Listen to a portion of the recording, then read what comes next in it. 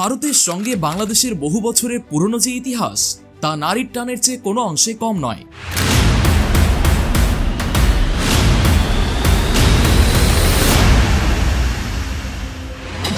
কারণ একসময় ভারতীয় উপমহাদেশ ছিল এক অখণ্ড ভূমি, যা আজ বাংলাদেশ, ভারত এবং পাকিস্তান নামে পরিচিত। দেশভাগের পর বিভিন্ন কারণে বিভিন্ন পরিস্থিতিতে হাজার হাজার মানুষ এক দেশ থেকে অন্য দেশে পাড়ি জমাতে বাধ্য হয়েছিল। সেসব কারণেই অনেক বাংলাদেশি হিন্দু সে সময় ভারতে চলে গিয়েছিলেন। কেউ গিয়েছিলেন রাজনৈতিক কারণে, কেউ ধর্মীয় সহিংসতার শিকার হয়ে, আবার কেউ অর্থনৈতিক সুযোগের খোঁজে। কিন্তু ভারতে গিয়ে আদতে তারা কেমন আছেন, কিভাবে আছেন, তাদের জীবনযাত্রার মানই বা কেমন?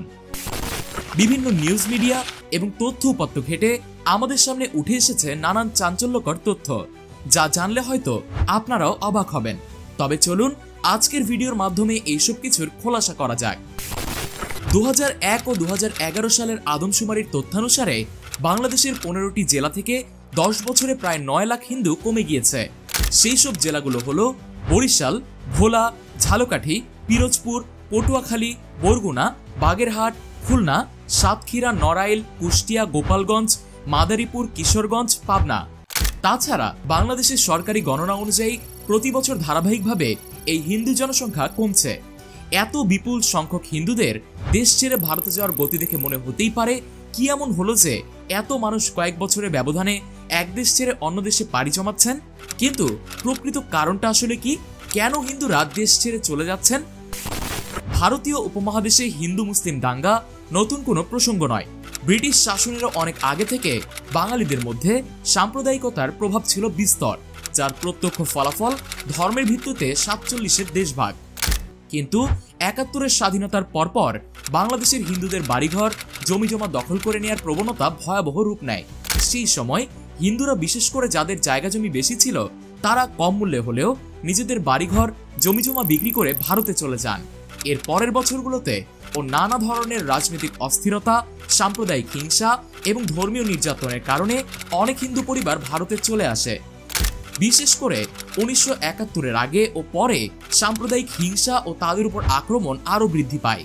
ফলে সে সময়ের হিন্দুরা দেশ ছাড়তে এক প্রকার বাধ্য হয়েছিল। পরবর্তীতে আওয়ামী লীগ সরকারের সময়ে হিন্দুরা ভালো থাকবেন, নিরাপদে থাকবেন এমনটা মনে করা হলেও প্রকৃত বাস্তবতা ছিল অন্যরকম।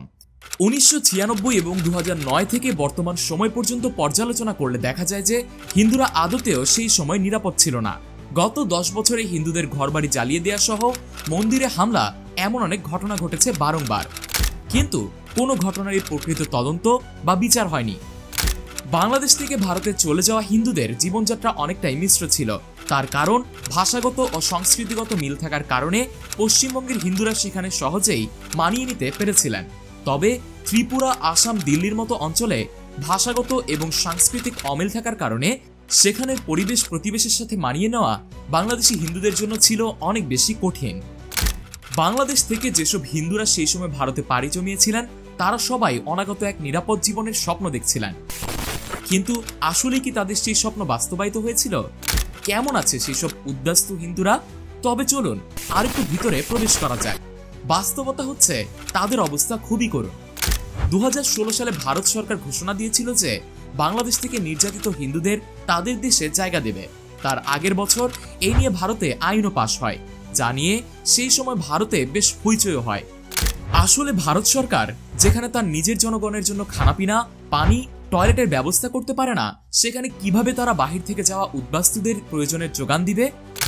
2016 সালের জুনের 5 তারিখ টাইমস অফ ইন্ডিয়া একটি নিউজ প্রকাশ করেছিল, যেখানে মহানগর নামে ভারতের এক স্থানে পাকিস্তান থেকে আগত উদ্বাস্তু হিন্দুদের সরকার থেকে দেয়া জমিতে আগুন দিয়েছিল স্থানীয়রা। এরকম চিত্র আমাদের পার্শ্ববর্তী আসামেও দেখা গেছে। আসামে রীতিমতো এন্টি বাংলাদেশি ক্যাম্পেইন চলে। সাম্প্রদায়িক দাঙ্গা হাঙ্গামা যেখানে মূল প্রসঙ্গ, সেখানে বলতেই হয় এই সাম্প্রদায়িক দাঙ্গা হাঙ্গামাতে ভারতের অবস্থান শীর্ষে। তাহলে প্রশ্ন থেকেই যায়, এরপরেও বাংলাদেশি হিন্দু সম্প্রদায়ের নাগরিকরা কিসের আশায় ভারতে যায়?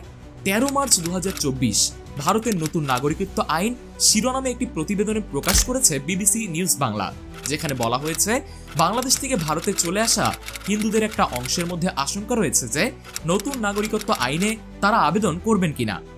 তার কারণ এই আইন অনুযায়ী প্রথমে তাদের নাগরিকত্ব ছাড়তে হবে, তারপর তারা নতুন নাগরিকত্ব আইনে আবেদন করতে পারবেন। তাই তাদের ধারণা এই আইনের মাধ্যমে সরকার প্রথমে জেনে নেবে যে তারা আসলে প্রতিবেশী দেশ থেকে ভারতে এসেছিলেন কিনা, তারপরে সরকার সিদ্ধান্ত নেবে যে সেই ব্যক্তিকে নাগরিকত্ব দেয়া হবে কিনা। কিন্তু পরবর্তীতে যদি সরকার ওই ব্যক্তিকে নাগরিকত্ব না দেয় তখন কি হবে? অভিবাসনের এত বছর পরেও নাগরিকত্ব পাওয়ার জটিলতাই যেন তাদের জীবনের সবচেয়ে বড় চ্যালেঞ্জ।